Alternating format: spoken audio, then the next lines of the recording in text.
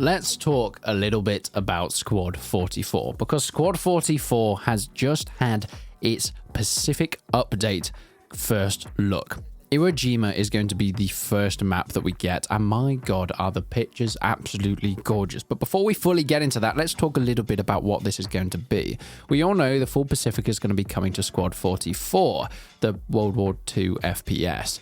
Of course, when it was taken back over by the developers of Squad, we knew more updates were going to be coming, and, well, I don't think anybody expected them to be coming this fast, especially after the last one we got with over 40 new vehicles, a ton of new weapons and things coming into the game, and, well, a complete graphics overhaul.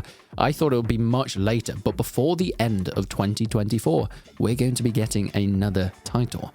Yes, Squad 44's Iwo Jima map is coming in the next couple of months.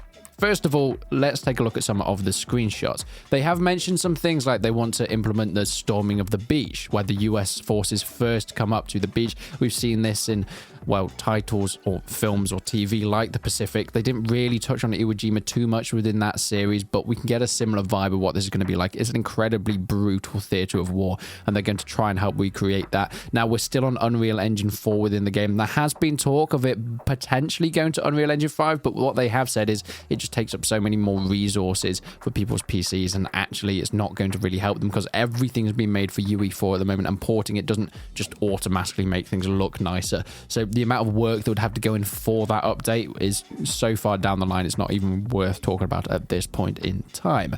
However, it still does look gorgeous after the graphics overhaul that we got in the last Unreal Engine 4 update for Squad 44. We're going to be getting Iwo Jima with some brilliant things like new bunkers, completely new assets. Of course, Japanese faction will be entering the title properly. And with this dev live stream, we saw some of the extra little bits, and they mentioned some things that were coming. As mentioned, the release target is the end of the year. There'll be things like a completely new trench set. You see, Japanese structures are so different to what we've already had within the game, so they're going to be implementing that in whichever ways they can. Things like underground bunkers and tunnels will be part of the new environment. They're all having to be made especially for this update, because they can't just repackage some sort of asset and make it Japanese. They're completely having to make stuff from scratch so it's authentic as possible.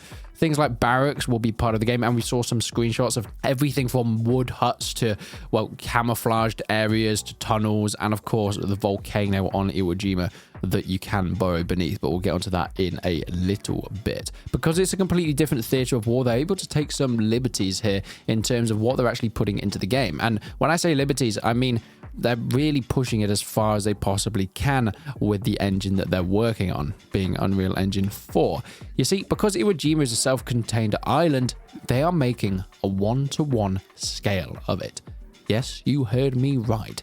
This is a 1-to-1 scale map of Iwo Jima in World War II. It's not going to be the horrific wasteland that we all picture it as. It's actually going to be quite bright and vibrant. You see, during the Battle of Iwo Jima, there was bombardment, but not nearly as much as was intended, meaning that there was a lot of grass and foliage and plants and herbs and flora around. So we will be getting that picture within Iwo Jima on this 1-to-1 scale, and you're going to be able to walk across the whole map. Everything from the volcano to the certain areas to, of course, the human-built structures within it and the airfield. I cannot wait, because this has never been done before in a game, and to put it in a game like Squad 44 is actually another level of exciting. It's an optimistic challenge, but since it's coming very, very soon, it sounds like a challenge that they've already managed to complete.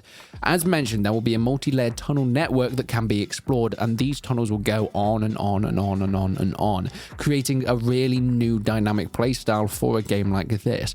I think the closest we've ever really got in a first-person shooter is maybe looking somewhat at Isonzo, especially when you're looking at the maps in the mountains. You're able to go into the ice caves and fight within those tunnels. Feel like that's going to be a similar experience that we're going to be getting within Squad 44. How close? I still don't know, but it's very exciting to see that that's going to be coming into the game. Now, they have said that they are going to make sure they're designing it so it's not the most confusing thing in the world, that you actually can understand where you're going and learn the map itself.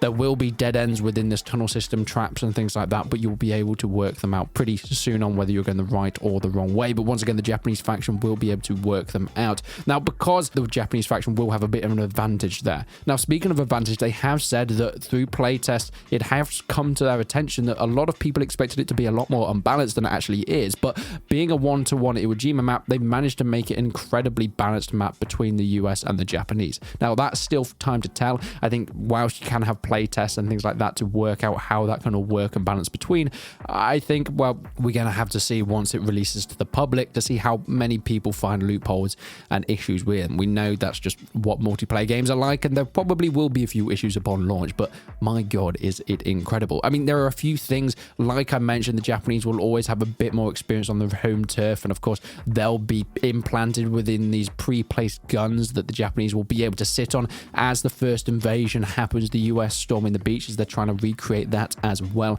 so the Japanese will have some advantages there. However, when it comes to things like vehicle and armor support, the M4 Shermans are absolutely beastly compared to anything that the Japanese had on their smaller islands. Things like Hargos are just paper rubbish to the 76mm cannons of, a Sherman. So that's going to balance things out a little bit as well. There's also talk of potentially being a flamethrower, which could be very important for things like those underground tunnel areas of the maps. Possibly quite brutal, something that we've seen within a game like Hell Let Loose. People don't use the flamethrower too much because, well, it's a difficult one to get right. However, if they can put it within a map like this, I think that could really prove to be a different dynamic to the gameplay style. Now, as being crawling on screen at the moment, we can see stuff like the underground bunkers. A lot of attention to detail has been put into like the canteens of the areas that the Japanese have been holding up in their bunkers. Of course, we've got beaches and things like that. We've got areas of burnt forest, but also more lush grass. We've got the hill up there that's really going to be causing a lot of issues for people as they're trying to chase up. There's different areas that tanks can move a little bit easier on, but of course, some more rocky hills and terrain that are going to be a bit trickier as well. There is a ton of stuff to experience, and my god, they put so much effort into it. But I really wanted to talk about what this means for Squad 44, because I think it is a real testament to the development team, and they have said that this has been a really, really positive trajectory so far for the game. You see, the title itself had a very tricky start, and of course it died as the name as Postscriptum went down in history as a bit of a failed project. It had a lot of promise to it, but it just did not have, well, the fan base in order to warrant it staying around. But when it was bought up by the developers of Squad, there was definitely a lot more hope. People came back into the game just after a rename. There wasn't even any updates at that point.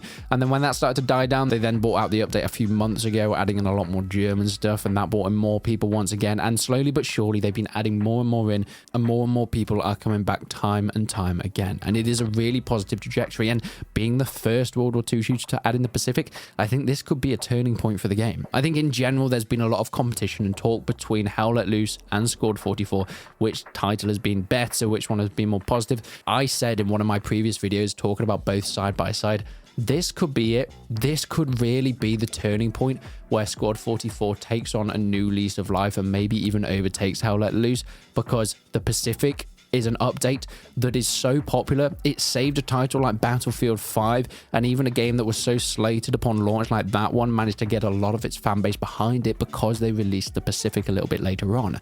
And, well, if we're putting Squad 44 and Hell Let Loose next to each other with the Pacific update, this could be it. This could be the time that more people start to switch over. I would love to see a similar thing within Hell Let Loose, but it hasn't really been much of the talk within that game very recently. I mean, there's been hints that it might come in the future, but really we're still looking at like the Finnish and the Polish factions coming in, and they're still exploring those areas. Not just that, but the British faction still needs a bit of work, and I think we're probably going to be getting some more British maps before anything like a different front. So whilst I think Hell Let Loose is still in a better and a stronger position in terms of its current fan base, adding in a completely new theatre of war could be the thing that turns the tide for Squad 44.